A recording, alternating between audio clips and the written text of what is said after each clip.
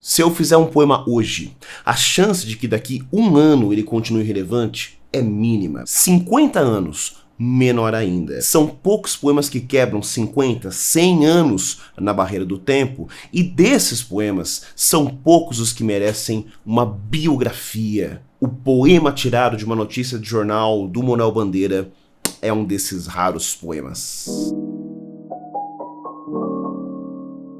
Olá, eu sou o Bruno Malavolta, este é o canal Papo de Mala, e você certamente um dia esteve sentado numa cadeira de ensino médio e o seu professor, sua professora leu este famigerado poema. João Gostoso era carregador de feira livre e morava no Morro da Babilônia, num barracão sem número. Uma noite ele chegou no bar 20 de novembro, bebeu, cantou, dançou, depois se atirou na lagoa Rodrigo de Freitas e morreu afogado. A chance de você ou um colega seu levantar a mão e falar: professora, mas isso não é poesia, até a minha vovozinha faz um poema desse, também é muito grande. Acontece que este poema, ele gerou um dos maiores mistérios da poesia brasileira, já que ninguém sabia quem era, se existiu ou não este tal de João Gostoso. Que nome maravilhoso, que nome gostoso, que nome singular. Quem é João Gostoso? Por que ele se atirou na lagoa Rodrigo de Freitas? Isso é poesia? Isso não é poesia? Isso é uma notícia picotada em versos? Oh my God, quantas questões! Então vamos parte por parte. O poema é de 1930, pertence ao livro Libertinagem, de Manuel Bandeira, livro em que ele chega num estilo realmente moderno, né, já amadurecido. Ele estreia em 17 com o livro A Cinza das Horas, mas é só em 30 no Libertinagem, que é a estreia da nossa segunda fase modernista, o Drummond ali com sua alguma poesia, que o Manuel Bandeira se torna esse Manuel Bandeira que a gente está acostumado. Ou seja, um poeta que consegue usar o verso livre de uma forma completamente experimental. Então vamos lá, vamos por partes. Primeira coisa, o título, poema tirado de uma notícia de jornal. A ideia do Gloop tirado é uma ideia de que este poema é uma espécie de ready-made. Para quem não se lembra, ready-made, ele é aquela técnica do dadaísmo, aquela técnica que o Tristan Tzara explica para você no seu famoso poema, receita para fazer um poema dadaísta. Pegue um jornal, pegue um artigo do tamanho que desejar dar seu poema, recorte conscienciosamente as palavras, meta no saco, chacoalhe, retire, copie e transcreva. O poema se parecerá com você, certo? Então, esse famoso poema, ele mostra a aleatoriedade da confecção de um poema dadaísta. Tem um outro poema também do Hugo Ball, Gadberi Bimba, que é uma experiência fonética que já não tem sentido algum.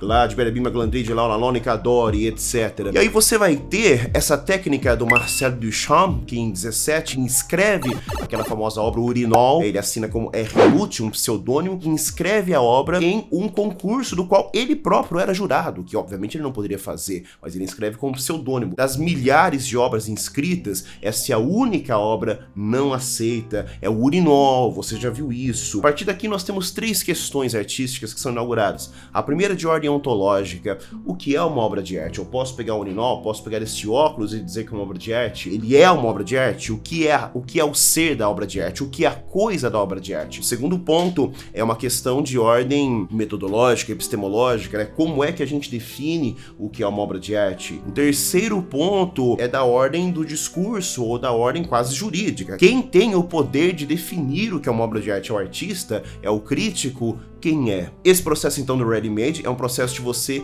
deslocar, né, de você fragmentar esses objetos industriais do seu sentido original, ou seja, de sua lógica pertencente à indústria, à sociedade capitalista moderna, à sociedade tecnológica, e você expor isso em um outro contexto, que no caso é o museu. Você declara um objeto, portanto, obra de arte. É exatamente o que o Manuel Bandeira fez. Ele pega então uma notícia de jornal, ele picota em versos e coloca essa notícia ali no poema, no livro de poemas. Veja que loucura. Então nós temos algumas coisas da ordem da forma que nesse poema são assim estratosfericamente geniais. Por exemplo, olha o tamanho do primeiro verso. João Gostoso era carregador de feira livre e morava no Morro da Babilônia, num barracão sem número.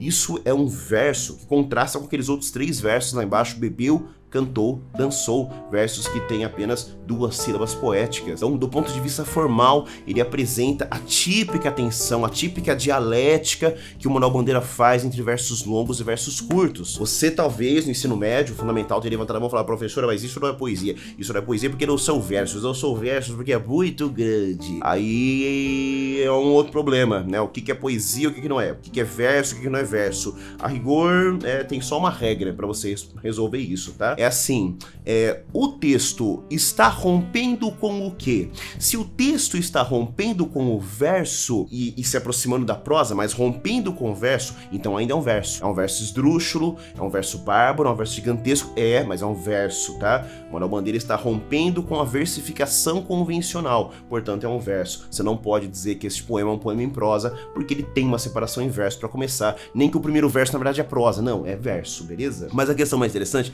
nem é essa, né? A questão mais interessante é quem é o João Gostoso, que é esse nome, né, cara, tipicamente brasileiro, João Gostoso. É como se você tivesse uma dança de significantes, uma roda paradigmática, o eixo paradigmático, né? Pode ser João tantas coisas, João das Neves, João da esquina, João do violão, João Gostoso. Quem é esse João Gostoso que parece, como ele é paradigmático, né? São várias possibilidades de João, são vários Joãos um só.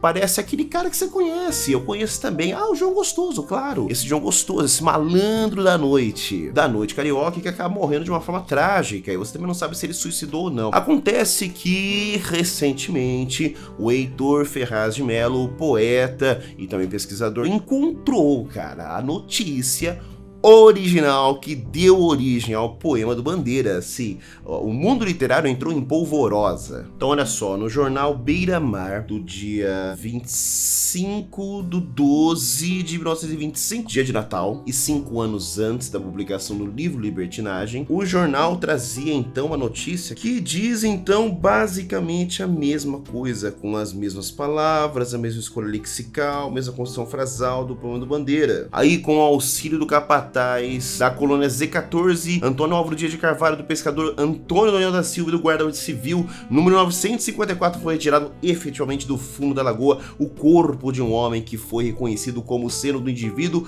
mais conhecido por João Gostoso. Atenção, carregador de feira livre residente no Morro da Babilônia, em um barracão sem número, o mesmo que perambulava embriagado no Leblon. A polícia acredita que João tenha se suicidado, tendo arrancado a roupa do mesmo no local. Tem ainda uma outra notícia, foi encontrada por Cláudio Soares, do Jornal do Brasil, que dá a mesma notícia, mas sem a mesma construção frasal que o Manuel Bandeira recupera. O mesmo Cláudio Soares encontrou uma outra notícia ainda mais antiga, que fala de uma briga conjugal do João Gostoso com a sua mulher. Ele joga uma pedra na cabeça dela e vai preso. O título da notícia é maravilhoso: Gostoso está no xadrez. E é fantástico, né, cara? É fantástico descobrir a história desse poema. Mas o poema em si, sem mesmo as notícias, já é maravilhoso e é um poema muito brasileiro. Assim, é muito legal descobrir a história desse poema, porque, na minha humilde opinião, esse é um dos poemas mais brasileiros que a nossa literatura já produziu. E é muito legal que ele foi tirado mesmo, como um carvão, como uma pedra, como um diamante de dentro do próprio Brasil. Ele não foi inventado, ele foi tirado, ele foi recortado. É Brasil em estado bruto. Lembra aquela frase do Décio Pinhatari que fala que o Brasil não teve surrealismo porque o Brasil é surreal? É exatamente isso. Pega o primeiro verso. João Gostoso, tá? Que país criaria um poema que o cara chama João Gostoso, mano? É sensacional. João Gostoso, carregador de feira livre, morava no Morro da Babilônia, né? Babel e Sião, a Babilônia, o caos, a cidade. Mas não é o caos, é a cidade da cultura do Ocidente, é o caos, a cidade pós-ocidental da favela do Rio de Janeiro. Num barracão que não tem número, ou seja, um barracão que tá fora. Ele não é nem mesmo localizável, ele tá fora, portanto, da urbanística racionalista. Ele está mais ligado a uma presença mítica de Brasil, que curiosamente agora no projeto modernista não vem mais das grandes narrativas nacionais, e sim das pequenas singularidades de pequenos indivíduos que são o Brasil, que representa o Brasil. Esse cara vai para um bar que se chama 20 de novembro, data da consciência negra, data de se comemorar Zumbi dos Palmares, a memória de Zumbi dos Palmares. Existe, portanto, uma consciência negra neste morro, na qual João Gostoso, que não se fala a sua cor, não se fala a sua etnia, e no bar ele faz coisas tipicamente brasileiras, ele bebe, ele canta, ele dança, e sem explicação se atira na Lagoa Rodrigo de Freitas, morrendo afogado.